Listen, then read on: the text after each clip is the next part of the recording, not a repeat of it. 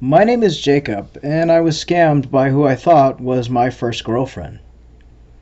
It started last summer during the dumpster fire that was 2020. I was about to start my senior year of high school in the fall and was off from school when I met Laura.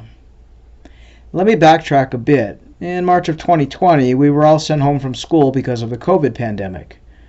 We did online learning, which I really didn't mind because I'm a little shy guy, and being able to sit behind a computer and learn instead of in a classroom with the presence of my peers, the pressure and bullies, it was kind of a great thing for me. Both my parents were laid off from their jobs because of COVID, and they were fighting a lot about money and waiting on their unemployment. I'm not even going to joke, things were pretty rough around the house with arguments and worrying about how to pay all the bills. Now, I had a part-time job working at a hardware store as a cashier, but I have some health issues, so I left my job when the option was given to me to either take a leave because of the pandemic, and we were having staffing cutbacks due to reduced hours. I only worked there on Fridays after school, all day Saturdays and Sundays. This gave me a lot of time to be home on my computer. I'm a self-described nerd, and I was always on Quora answering questions about various topics. That's where I met Laura. She sent me a direct message on a subject I replied on, and she started to follow me. I had my Quora profile open so anyone could follow me and see what I replied, posted, or wrote. Laura said that she loved my comments and said I was cool and smart. She asked me for my WhatsApp, which we exchanged numbers. She sent me some pictures of herself, and she was absolutely so cute. She said she was 19 and she lived in Florida. I lived in New Mexico. She told me that she lived with her dad and that he was an engineer and would often travel for work. And she would stay home, and sometimes her uncle would stay with her if her dad was gone for a long period of time. She said she was going to University of Florida to become a nurse. She had said she wanted to travel the world caring for the poor and sick people in other countries. I admired that about her, and we talked daily.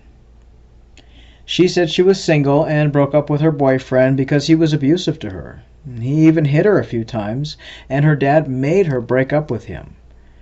I told her I'd never had a girlfriend before, and told her about how I lost my job because of COVID and wished that we could meet, but maybe after the pandemic we could plan on it. She and I started this online love dating. She said she couldn't video chat because her dad wouldn't allow it because of her last relationship, and he didn't want her in another abusive relationship. But she said she couldn't help to get to know me and how she felt about us texting. She was very happy. I know now that it sounds bad and looked bad, but I took her at her word. I didn't want her dad to get mad at her for video chatting with me. We would text all day and night, late into the night. She said she wasn't a morning person and would text late at night. I didn't tell my family about her because they were having so many problems I didn't want to add to it. Laura said she worked helping her dad with his accounts for his job and asked me if I was going back to work soon. I told her no and would focus on school when it started in late August with the online learning and try to finish my schooling and then decide what to do.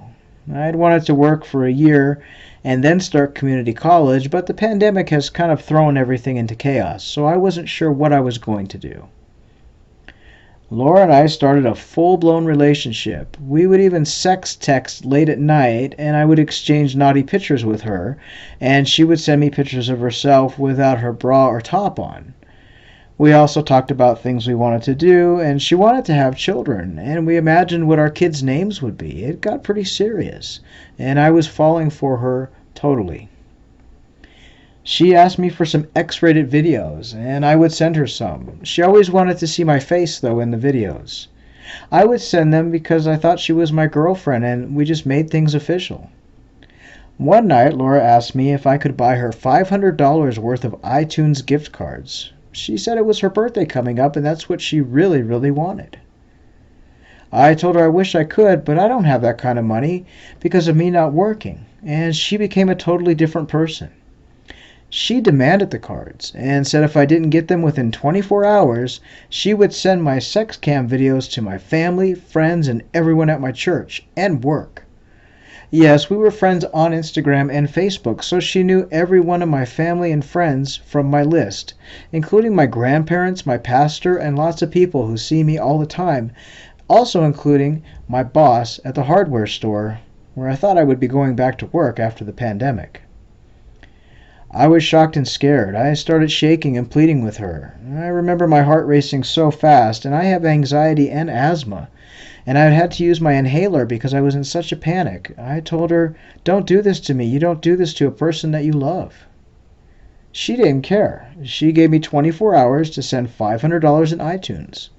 I kept begging her. I can't even get to the store to even get them. We were doing online grocery shopping, and with COVID, I really hadn't left my home.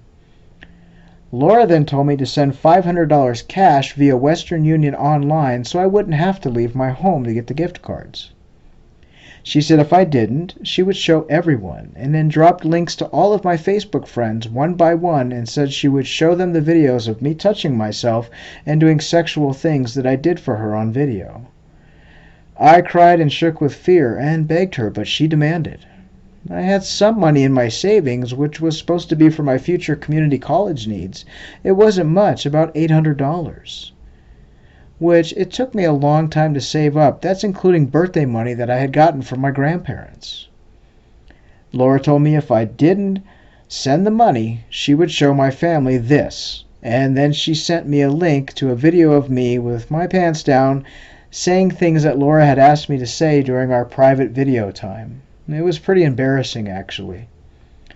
I gave in and asked for the information. She said I will be sending the money to a man in Morocco. I asked her, "Who the hell is this?" And Laura told me that I've been talking to him all along, that there is no Laura, and that I was to do what he said, and he is who I spoke to this whole time. I better pay up, or he will tell everyone that I made videos for him. I tried to plead with this man. He demanded the money within 24 hours. I ended up sending it through Western Union using my bank's debit card. It was nearly all my savings and left me a little under $300. He wanted a screenshot of the online transfer, which I gave him, and then asked him to please erase the videos. I blocked this so-called Laura on social media, blocked her on WhatsApp.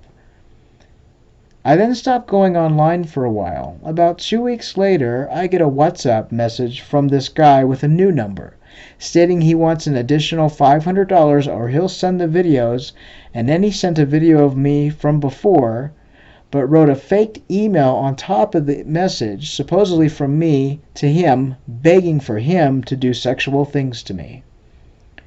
I was so scared and angry, I did not have any more money. I didn't know what else to do. I told him all I have left is just a little under $300, and that's my entire savings. He said he would accept that little amount, and to send it right away. Again, I sent it to the name in Morocco. I never heard from this person again after I got a notification that the money was picked up. I still live in fear that he will show my videos, and looking back, I shouldn't have sent him anything because he came back asking for more and more money. I no longer talk to people online, and I've deleted my accounts. I've changed my social media info as well. I feel violated, I feel disgusting, and I truly love this Laura person, only to find out it was a man from Morocco. Thanks for letting me share this, and guys, don't do what I did. It's not worth it. Story number 2. It all started at my 18th birthday, feeling like a man. I wanted to settle and create vast amounts of income to help my struggling family. So I started looking for ways of creating great side hustles. I came across trading and wanted to learn the skill even more. It would be extremely profitable on a long term. I went across social media. At this point, there's 3 different scams that were happening. Firstly, an Instagram page messaged me telling me that they were professional traders who could trade for you, but you need a certain amount of capital of Bitcoin to send to them.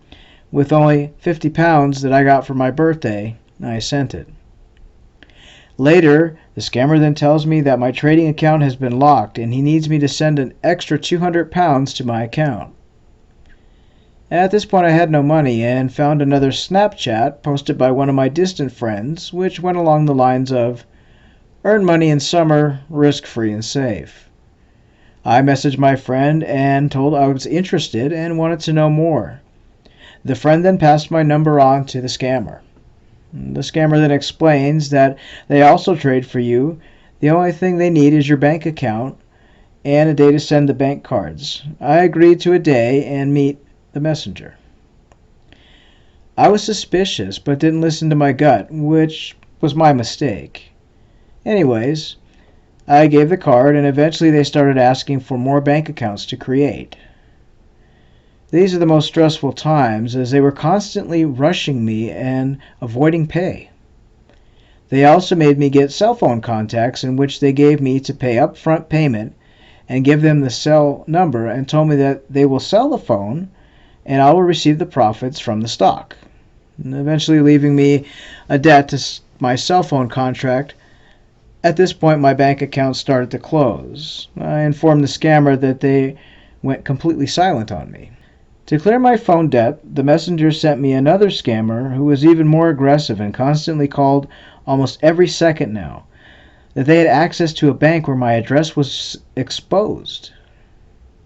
They used it to their advantage by threatening to visit my home. They managed to take my only bank account that was not closed. I cried and hated myself to be put in this situation. The friend that referred me into this showed me no remorse. I had now one to fall to. I was trapped into being used by them, leeching some of my parents' money to send to them, and even using my address for shady stuff. I can't believe that they are so ruthless in beating me down when I was in debt and lost my bank account and could never create new ones. I had enough and uninstalled Snapchat and started feeling better. I kept receiving calls from unknown callers, but I ignored them completely. Skip a week later, and I was on a date while receiving a call from my parents, saying that there were 2 boys that were asking for me at that moment. And I knew my heart sank. My siblings were left all alone for these sick people. Luckily, my neighbor had heard the loud bangs and drove away the 6 scammers. At this point, I had come clean to my family, and they were disappointed as expected. I didn't want them as it was stupid and scarred me. We were forced to move houses. I guess they really wanted me bad since I was the right age and always followed their instructions. As of now, I'm staying hidden and learning various scams and how to be careful. My family really helped me to clear the debts, and now I have a stable job and a love of my life. I couldn't be blessed enough to have a family who understands me, even though I put them at risk, made things difficult, even though I promised to help my struggling family. From this experience, I learned always to listen to your gut and whatever is too good to be true. Nobody ever trades for you. You have to develop that skill for yourself. So be careful, everyone, and who you know and talk to in this cruel and worthless world. Thank you for spreading this story. We'd like to thank these 2 guys for sharing their both online and in-person encounters with a scammer. If you've had an encounter with a scammer, be it online or in person, you can drop us an email at scammingscammers@gmail.com and share your story, or you can inbox us on Facebook under the page name Scamming Scammers Action. Share your story with us. We will make it into a video after we verify it, and your story may help others in the healing process, and you may find that it will help yourself as well. Thanks for listening. We'll see you next time.